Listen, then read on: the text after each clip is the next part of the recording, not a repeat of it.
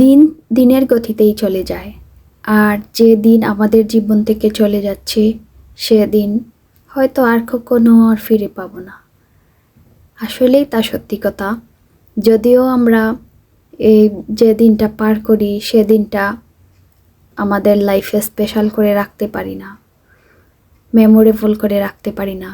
তাই সবার উচিত এমনভাবে দিন কাটানো যে আজ আজ আমরা এই দিনটা পেয়েছি, কাল হয়তো নাও পেতে পারি। এমনভাবে এই দিনটাকে উপভোগ করা। এই দিনটা উপভোগ করতে আমরা আমাদের হিংসা, বিদ্বেষ, মারামারি, কাটাকাটি, হানাহানি এসব থাকবে না। শুধু থাকবে ভালোবাসা, সম্মান আর রেসপেক্ট বোধ। এটাই সবার কাছে কাম্য। হ্যালো মাই লাভলি ভিউয়ার্স, আসসালামু আলাইকুম। Welcome back to my channel আইসাস লাইফস্টাইল। আজ আমি আবারও আপনাদের সামনে একটি নতুন ভিডিও নিয়ে হাজির হয়েছি।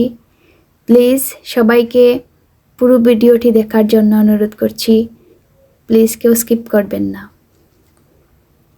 তো এখানে দেখেন আমার হাজব্যান্ড আমাকে হেল্প করছেন, উনি আমাকে অনিয়নটা কেটে দিচ্ছেন। তো আজ আমি বানাবো টমেটো চাটনি আর বেগুন চাটনি, তাই আমি সব কিছু রেডি করে নিচ্ছি। কে কে চাটনি খেতে ভালোবাসেন অবশ্যই কমেন্টে জানাবেন প্লিজ। আমি তো চাটনি খুব বেশি ভালোবাসি, যে কোনো চাটনি হোক, হতে পারে শুটকির চাটনি, নয় বেগুন চাটনি, টমেটোর চাটনি, এভরিথিং। যে কোনো চাটনি আমার কাছে বেশি ভালো লাগে। বিশেষ করে যখন আমরা দুপুরের খাবার খাই তখন চাটনি থাকলে অনেক বেশি ভালো লাগে। তো জানি সবারই কম বেশি ভালো লাগে। আর এখানে আমি মরিচটা দিয়ে দিয়েছি, আর সাথে আমি গ্রিন চিলিও দিয়েছিলাম, কারণ এই যে শুকনা যে মরিচটা ছিল এটা আসলে একটু মিষ্টি টাইপের মরিচ, তো তেমন একটা জাল নেই। তাই আমি এই যে গ্রিন চিলি বলেন আর কাঁচামরিচ বলেন, যে যাই বলেন, তো আমি এটা আরও দিয়ে দিলাম সাথে। ভাবলাম একটু জাল জাল হবে। তো আলহামদুলিল্লাহ অনেক টেস্টি হয়েছিল।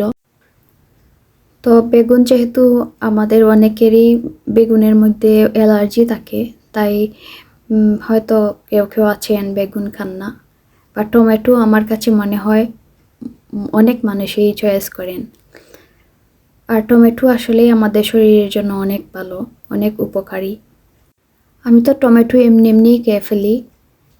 বিশেষ করে যখন বাংলাদেশে ছিলাম তখন আমাদের বাড়িতে যখন লাগানো হতো তখন গাছ থেকে আমি তুলে তুলে এনে খেয়ে ফেলতাম। কাঁচা টমেটো আবার আমি খাই না। সবাই ভাববেন হয়তো, মনে হয় আমি গাছ থেকে কাঁচা টমেটো এনে খেয়ে ফেলতাম। আসলেই তাই না, আমি পাকা টমেটো এনে খেতাম, কারণ এটা আমাদের বাজারে কেনা যে টমেটো এইটার চেয়ে আরও খুব বেশি মানে টক হয়, তাই এমনিই খাওয়া যায়।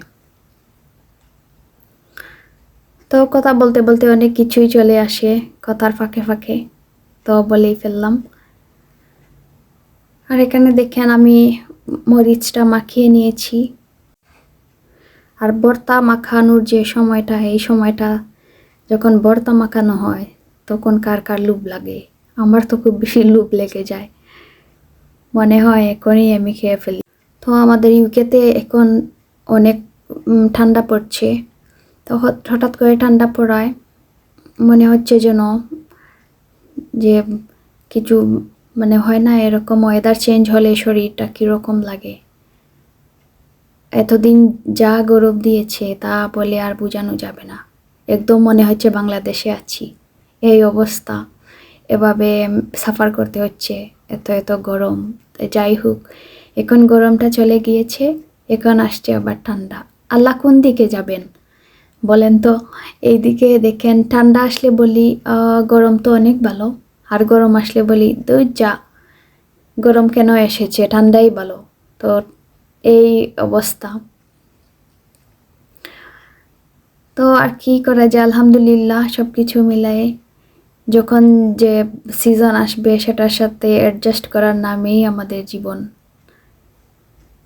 তো এটাই একটু বেশি কষ্ট হয়ে যায় যখন ঠান্ডা হোক আর গরম হোক, যখন এই ওয়েদারটা চেঞ্জ হবে তখন সবারই কম বেশি একটু অসুখ বিসুখ হয়ে যায়। তো আস্তে আস্তে আবার ঠিক হয়ে যায়। আমি আবার আমার নিজের জন্য আমি বেশি ভাবি না, আমার বেবি ওর জন্য বেশি ভাবি। আর হানা সে তো স্কুলে যায়, তো তার জন্য আর একটু ভাবি। তো আমি দেখিয়ে দিয়েছিলাম, আমি মিষ্টি লাউ বের করেছি ফ্রিজ থেকে, আমি কেটে আবার ফ্রোজেন করে রেখে দিয়েছিলাম, তো এটা দেখিয়েছিলাম আর বলা হয়নি। আর মাছও এখানে আমি বের করে রেখেছি। তো খুব তাড়াতাড়ি মাছ থেকে এই যে আইসটা ছেড়ে গিয়েছে। তো এখন ভাবলাম আমি ক্লিন করে নিই, কারণ এটা ক্লিন করা ছিল না। তো এটা যেহেতু পাবদা মাছ, এখানে কোনো আইস বা অন্য কিছু তেমন একটা ময়লা থাকে না, তো সহজে ক্লিন করা যায়। তো আমি ক্লিন করে নিচ্ছি। আর আমার যে এই যে কেচি, এটা খুবই ভালো কেচি আসলে। আমি যখন মাছের এই যে পাখাগুলা এগুলা কাটি তখন খুব সুন্দর কেটে যায়। তো এর আগে আমি আরেকটা কেচি এনেছিলাম, সেটা তেমন একটা ভালো ছিল না। প্রথম প্রথম ভালো ছিল, তারপর মানে কীরকম হয়ে গিয়েছিল। তো আমি সেটা আর ইউজ করিনি। এখন আবার আমি নতুন একটা কিনে এনেছি। তো ভাবছি এটা কীরকম হবে জানি না। তো এটা অনেক দিন থেকেই আমি ইউজ করছি, বাট দেখছি এখনও ভালো আছে। তো আজ আমি কি রান্না করব জানেন? সিলেটি টেঙ্গা বলেন আর যাই বলেন, অনেকে আছে টমেটো টেঙ্গা বলেন, আবার কাঁঠা বলেন, অনেক সাইডে আছে অনেক কিছু বলেন। যাই হোক, জানি না কে কি বলে রাখেন। তো আমি ভাবছি আজ সেই তরকারিটাই রান্না করব। আর এখানে দেখেন আমি মিষ্টি লাউ যে ভিজিয়ে রেখেছিলাম, এই মিষ্টি লাউ ভাজিটা করব। তো আমি এই মিষ্টি লাউটা অনেক দিন মানে 2-3 মাস আগে হবে আমি এনেছিলাম। তো এটা অনেক বড় লাউ ছিল। লাউ বলেন আর কদু বলেন, অনেকে অনেকভাবে বলে থাকেন।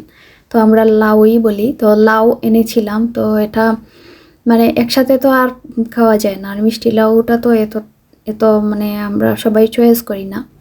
তো একটু একটু রান্না করলে ভালো হয়, একটু টেস্টি হয়।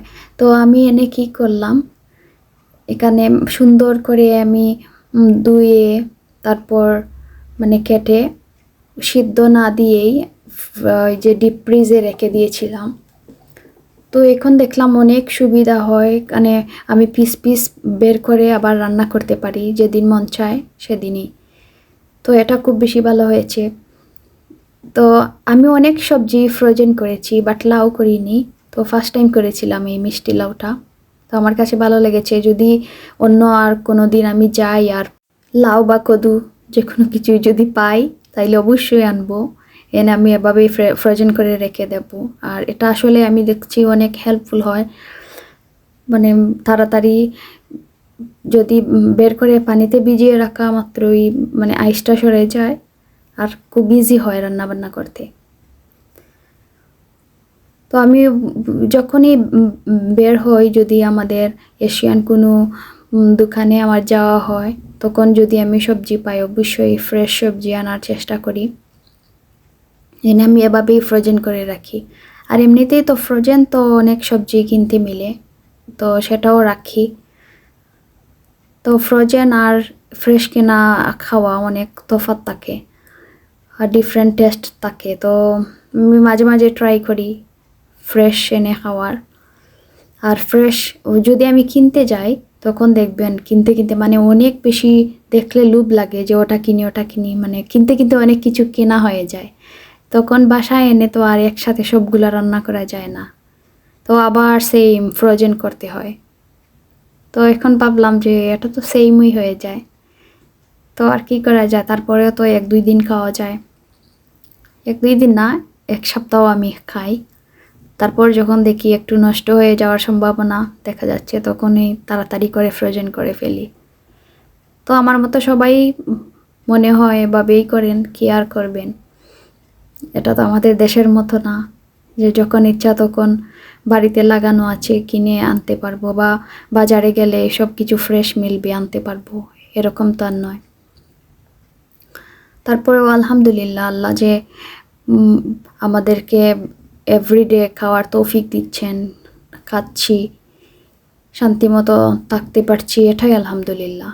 এটাই শুকরিয়া আদায় করে আল্লাহর কাছে আমরা শেষ করতে পারবো না। তো দেখেন মিষ্টি লাউয়ের কালারটা অনেক সুন্দর, ক্যামেরার মধ্যে অনেক সুন্দর আসছে, আর এমনিও দেখতে অনেক সুন্দর। তো আমি যা ফ্রোজেন করে রেখেছি, আমি ভাবছি হয়তো মিষ্টি লাউয়ের যে টেস্ট বা মিষ্টি লাউয়ের যে আলাদা একটা স্মেল থাকে, এটা আমার কাছে খুব বেশি ভালো লাগছে। ভাবছি এটা হয়তো নষ্ট হয়ে যাবে। এখন দেখি না, 3-4 মাস পরেও যখন আমি বার করি তখন দেখা যায় সেইমই সব কিছু। তো ভালো লাগে আসলে। তো একদিকে দেখেন আমার তরকারি, আর অন্যদিকে এই ভাজিটাও বসিয়ে দিয়েছি, কারণ আমি ভাবছি একটু তাড়াতাড়ি করে রান্না করে ফেলি। তো এর জন্য একটা সুবিধা হয়েছে, 4টা চুলা থাকায়। আর আমার এখানে একটা চুলা নষ্ট হয়ে গিয়েছে, সামনের একটা চুলা। তো এটা জানি না কি জন্য, মানে অন করলে আর গরম হয় না। আর এই চুলাটার একটাই অসুবিধা, আমার কাছে ভালো লাগে না, যখন অন করি তখন এই চুলাটা গরম হতে হতেই টাইম নিয়ে নেয় অনেক বেশি। তো আর কি করা যায়, তাক যতদিন চলা যায়, যতক্ষণ পর্যন্ত নষ্ট না হয় তো আর চেঞ্জও করব না। তো এভাবে টাকা অপচয় করা তো আবার ভাবতে হয়।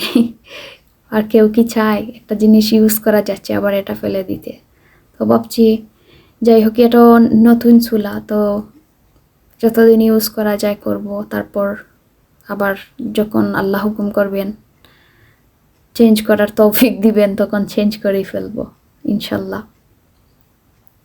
তো হয়ে যাচ্ছে আমার তরকারিটা দেখেন। আর আমার বেবির জন্য আমি খিচুড়ি বসিয়ে দিয়েছি, তার জন্য আজ আমি ভাবছি খিচুড়ির সাথে চিকেন কিমাটা দিয়ে দেব। তো তাকে আমি মাঝে মাঝে ট্রাই করি এভাবে, তার জন্যই এনে রেখেছিলাম চিকেন কিমা আলাদা করে। আমাদের জন্য তো আনি, বাট আলাদা করে তার জন্য রেখেছি। তো মাঝে মাঝে খিচুড়িতে দিই, আবার মাঝে মাঝে দেখবেন আমি মাছটাও দেওয়ার চেষ্টা করি, কারণ বেবি তার সব ধরনের ভিটামিন যাতে কভার হয় সেভাবেই খাওয়াতে হবে। তো সেটাই মেনটেন করার চেষ্টা করি, আমি জানি না কতটুকু পারি। তো আলহামদুলিল্লাহ সে যতটুকুই খায় তো খাওয়ানোর চেষ্টা করি। তো আমি এখানে মাছটা দিয়ে দিয়েছি, কারণ টমেটো একটু নরম সবজি, আর এই যে পাবদা মাছ এটাও তো নরম। তো আমি টমেটো দিয়ে বেশি সময় নেইনি, আবার মাছটা দিয়ে দিয়েছি। আর কেটলের গরম পানি এটাও দিয়ে দিয়েছি, একটু পানি দিয়ে দিয়েছি যাতে মাছ টমেটো সেদ্ধ হতে হতে আমার তরকারিটাও জাল উঠে যায়। তার জন্য বেশি জাল দিলে দেখবেন আবার মাছটা একটু ভেঙে যায়, আর টমেটোও বেশি গলে যায়। বেশি গলে গেলে আবার সুন্দরও লাগে না, আবার খেতেও ভালো লাগে না।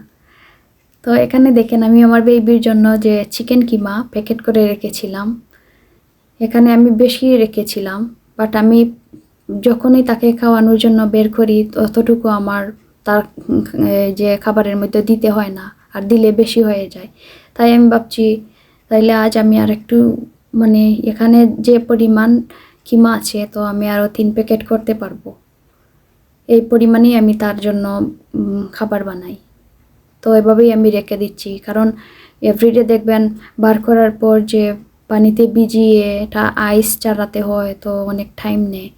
তো যদি আমি পরিমাণ মতো রেখে দিই তখন আর আলাদা করতে হবে না, যতটুকু দেওয়ার পরিমাণ মতো রাখছি এতটুকুই আমি ভিজিয়ে আবার তার জন্য ফটাফট খাবার রেডি করতে পারবো।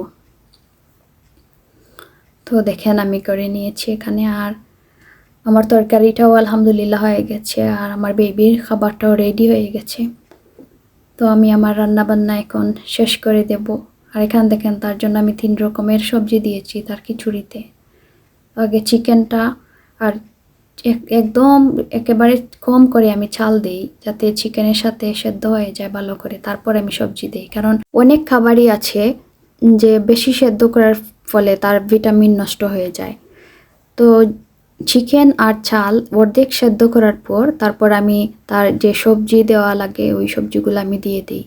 তখন যে হাফ সিদ্ধ বাকি ছিল এই সিদ্ধর সাথে আমার এই যে সবজি এগুলোও সিদ্ধ হয়ে যায়। তো আমার কাছে মনে হয় মানে পুষ্টি গুণাগুণটা একটু ভালো থাকবে। তো আমার এখানে রান্নাবান্না ডান, আর আমি দেখিয়েও দিয়েছি সব কিছু। আর রান্নাবান্না শেষ করার পর আমি কিচেনটাও টাইডি আপ করেছি। রান্নাবান্না শেষ করা হয়ে গেলে তখন যদি সাথে সাথে আবার সব কিছু ক্লিনিং করা যায় তখন আমার কাছে মনে হয় ভালো হয়। আর যদি রান্নাবান্না শেষ করে আবার চলে আসেন যে একটু পরে এসে করব, তখন আর দেখবেন করব বলে আর ক্লিনিংটা করা হয় না। তো একটু 1 ঘন্টা আগে করতে চাইছিলেন, বাট আরও 2 ঘন্টা যাবে আর করা হচ্ছে না, তখন আস্তে আস্তে করা হয়। তো এটা ভালো লাগে না আসলে। তাই কিচেনটা আমি সাথে সাথেই ক্লিনিং করে আর বাসনগুলো এখানে ধুয়ে আমি রেখে দিয়েছি। যখন পানিটা ভালো করে ঝরে যাবে তখন আমি সবগুলাকে কাবার্ডের ভিতরে রেখে দেব। তো সবাই ভালো থাকবেন, সুস্থ থাকবেন আর সবাইকে ভালো রাখার চেষ্টা করবেন। আল্লাহ হাফিজ।